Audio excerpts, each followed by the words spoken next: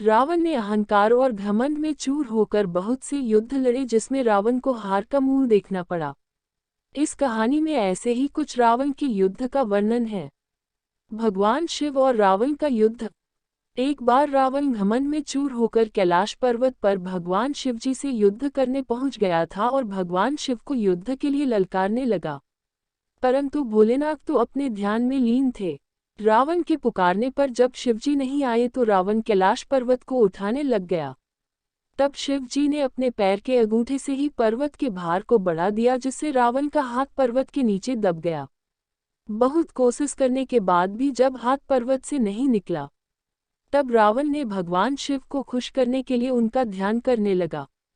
तत्पश्चात शिवजी ने दयापूर्वक पर्वत का भार काम कर रावण को मुक्त किया। दैत्यराज बाली और रावण का युद्ध। इसी तरह एक बार की बात है। दैत्यराज बाली पाताल लोक के राजा थे और पाताल लोक में ही रहते थे।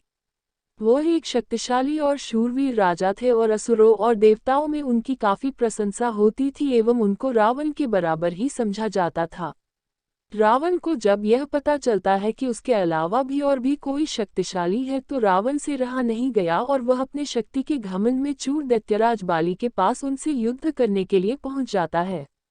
लेकिन रावण जैसे ही बाली के महल में प्रवेश करता है वह खेल रहे बालक ही उसको बंदी बनाकर एक अस्तबल में बांध दिया था।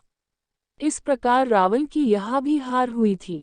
रावण को अपनी शक्तियों का इतना घमंड हो गया था कि वह किसी को भी अपने आगे कुछ नहीं समझता था। रावण एवं सहस्त्रबाहु का युद्ध। सहस्त्रबाहु अर्जुन बेहद ही शक्तिशाली राजा थे और उन्होंने अपनी कठोर आराधना से विष्णु अवतार भगवान दत्तात्रेय को प्रसन्न कर उनसे अपने लिए 1000 हाथ होने का वरदान और कई शक्तियां प्राप्त की थी। 1000 भुजाएं होने के कारण ही उनका नाम सहस्त्रबाहु अर्जुन पड़ा था। जब सहस्त्रबाहु और रावण का युद्ध होता है, तब सहस्त्रबाहु अपने 1000 भुजाओं से रावण की सेनाओं को उठाकर नर्मदा नदी के बहाव में फेंक देता है और 1000 सैनिक एक ही बार में मर जाते हैं। इसके बाद रावण को भी अपनी भुजाओं में दबोचकर अपने महल के कारागार में ले जाकर बंद कर देता है और रावण कुछ नहीं कर सका था। जिसके बाद रावण के दादाजी ही सहस्त्रबाहु अर्जुन के पास जाकर रावण को छोड़ने का आग्रह करते हैं और रावण को आज़ाद कराते हैं। रावण एवं बाली का युद्ध। एक बार रावण अपनी शक्ति के घमंड में चूर बाली से भी युद्ध करने के लिए उसके पास पहुंच गया था और बाली को युद्ध करने के लिए ललकारने लगा। बाली उस समय सूर्य देव की पूजा कर रहा था और रावण के बार बार पुकारने पर उसकी पूजा में बाधा उत्पन्न हो रही थी।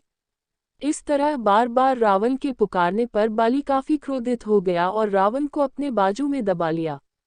बाली इतना बलशाली था कि वह हर रोज सुबह 4 समुद्रों की परिक्रमा करता था। उसने रावण को बाजुओं में दबाए अपनी पूजा पूर्ण करी और चारों समुद्र की परिक्रमा पूर्ण होने के बाद ही रावण को अपने बाजुओं से आज़ाद किया। समुद्र परिक्रमा के दौरान रावण ने बाली के बाजुओं से आज़ाद होने के लिए हजारों प्रयास किए थे पर बाली की मर्जी के बिना वह आज़ाद नहीं हो सका था और रावण को पता चल गया कि उसका बाली के समक्ष टिक पाना असंभव है। इसलिए रावण ने बाली से मित्रता कर ली और लंका लौट गया। इतनी पराजय के बाद भी रावण के अत्याचार की कोई सीमा नहीं थी, इसीलिए रावण के अत्याचार से मुक्त कराने भगवान विष्णु इस धरती पर श्री राम रूप में जन्म लिए और रावण का वध किया। यदि यह कहानी अच्छी लगी तो लाइक करें और इसी तरह की अन्य कथा सुनने के लिए इस चैनल को सब्सक्राइब करें। धन्यवाद।